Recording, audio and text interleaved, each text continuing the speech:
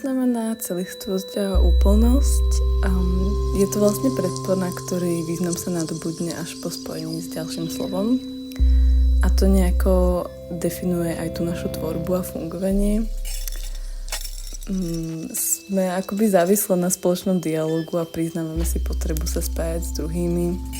Či už je to v takom prvoplánovom zmysle, že fungujeme ako duo, alebo vo viac metaforickom, poetickom zmysle, že vedieme dialog s odborníkmi, prostredím či samotným materiálom.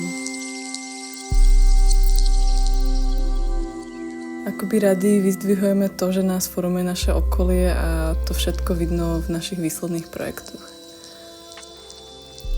Pretože nič nevznikne v izolácii a všetko sa tak nejako ovplyvňuje navzájom.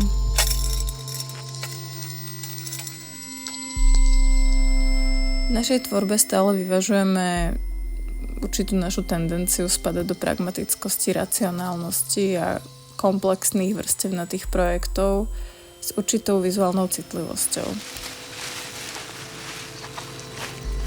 Väčšina našich projektov je vlastne research-based a tak volíme cestu dlhodobejších projektov, kde máme možnosť konzultovať určité témy s odborníkmi. Spolupracovali sme takto s Bachovou dizajnérkou, chemikom, ktorý syntetizuje vodné molekuly, s odborníčkou na bioťažbu či urbánnym botanikom.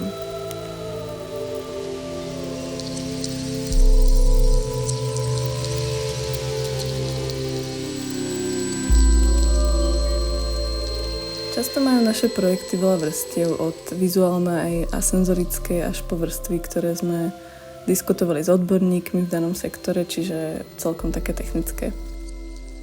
Keďže nie všetko sa dá pretlmočiť do galerijného priestoru, tak sme sa rozhodli vydať publikáciu, kde zdieľame zdroje a referencie pre ľudí, ktorých téma hlbšie zaujíma.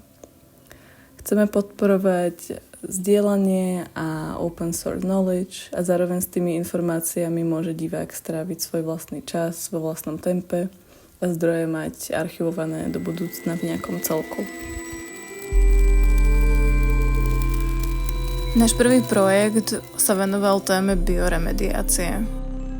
Toho, ako rastliny, huby a baktérie vedia spracovať pre ľudí toxické látky, či zbaviť pôdu ťažkých kovov.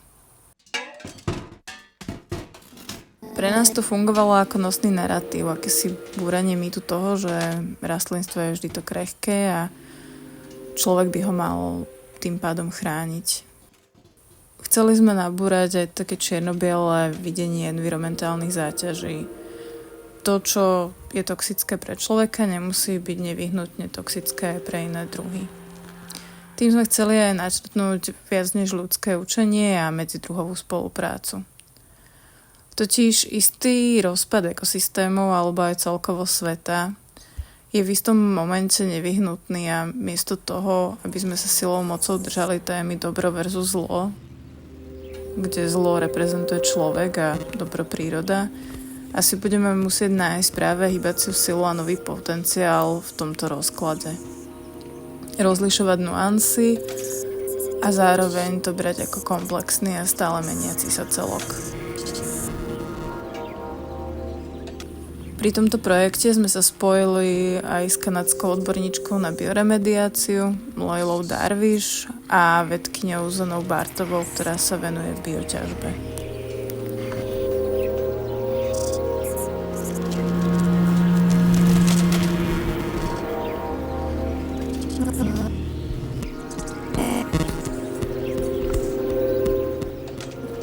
Momentálne sme znovu otvorili tému olfaktórie a tej sa tak naplno venujeme. Čiže sa zaoberáme čuchovým zmyslom, pachmi, vôňami či smradmi. História a politika vôni je úplne neprebádaná oblasť, pritom pachy tiež majú schopnosť polarizovať, segregovať, gendrovo rozdeľovať. Len si toho akoby nezmáš tak vedomie a nie je o tom spravený žiaden väčší výskum. Pachy sú vlastne také nebinárne médium. Každý toto médium vníma veľmi subjektívne a nedá sa nejako zdokumentovať ani zdigitalizovať. Neexistuje na pachy žiaden exaktný jazyk a v niečom práve toto reprezentuje takú rezistenciu k momentálnej dobe. takú potrebu akýsi blízkosti a prítomnosti. A hoci vône sú veľmi fyzické a späté s emóciami, tak nás tiež zaujíma ten viac než ľudský prístup, čiže aj to, ako pachy a rôzne vône figurujú u iných druhov, alebo tak vo všeobecnosti vo viac než ľudskom ponímaní.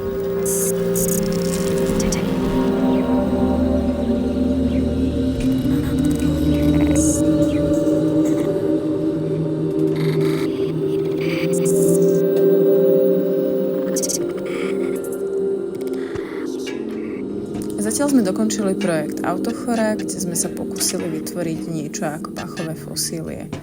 To znamená, že sme sa snažili reprezentovať životný cyklus planéty v 5 vôňach. Od vzniku úplne prvého organizmu v mori až po jej zhorenie. Tento cyklus sa vedú nekonečne opakovať a vznik vždy vytvorí priestor pre niečo nové. Je to fikcia, keďže tieto vône, ako skutočne boli, sa nedajú nejako uchovať, ale pravdepodobne sú v nás prenesené cez nejakú telesnú skúsenosť naprieč 1000 ročiami. Všetko po sebe zanechalo akúsi stopu a pomaly sa to nabalovalo až do dnešného momentu. Je to akási somatická archeológia. A tu si aj kladieme otázku, či pachy môžu fungovať ako naratívny nástroj vo výtvarnom umení a niečo, čo podnecuje k imaginácii.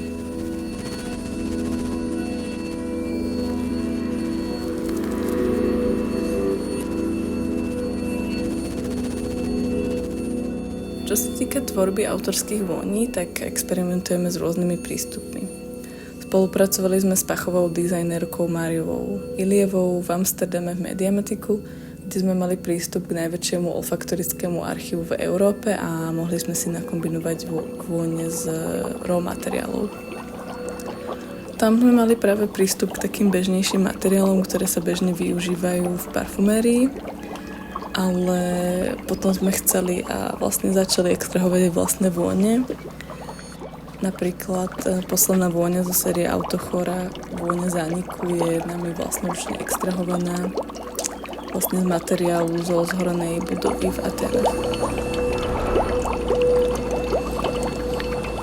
Pri tejto ambícii pracovať s vôňami ako s naratívnym nástrojom sa vyskytuje aj taká otázka, že aký vizuálny nosný prvok použiť a či vôbec.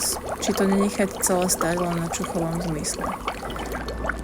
Ale práve tým, že vône sú extrémne subjektívne a asociačné, tak nám to príde ako zaujímavý element, ktorý môže trochu dopomôcť divákovi. Páči sa nám hrať sa s rôznymi prístupmi, ako pachom dať formu, materiál a rôzne spôsoby, ako ich zavnímať. Jeden z nosičov, ktorý nás zaujal, je práve objekt kadidelnice. Práve kostolnú kadidelnicu sme sa rozhodli v Autochore trocha reinventnúť a vytvoriť vlastnú. Naša kadidelnica funguje za pomoci páry, nie horenia. Je to pre nás menej invazívny a zaujímavejší spôsob šírenia vône po priestore. A para nie je taká agresívna pre človeka a vie v sebe nosiť sladšie a aj sviežejšie pachy.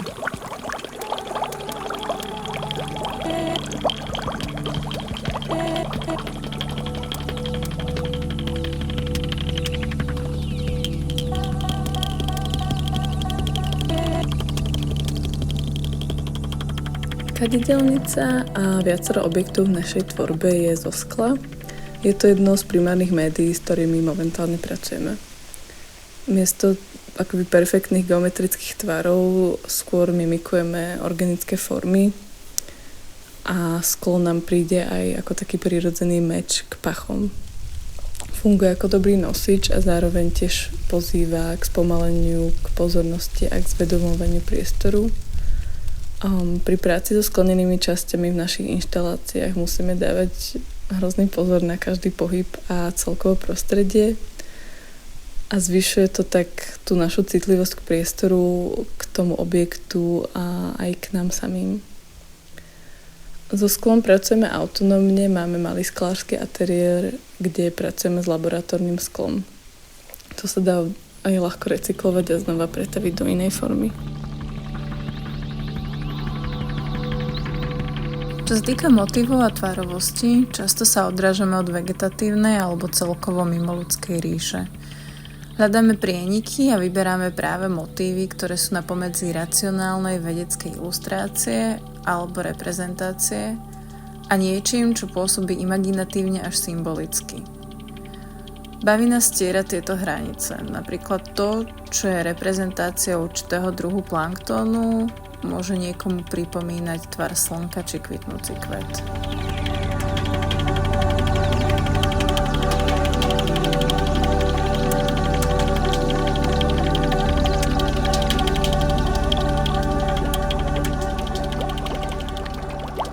Holo reprezentuje aj taký akt menenia mierky. Rady sa k niečomu približujeme, kľudne až do mikroskopickej vzdialenosti. Inšpirujeme sa malým pohybom, rastom, bunkami, pachom či mikroskopickým organizmom.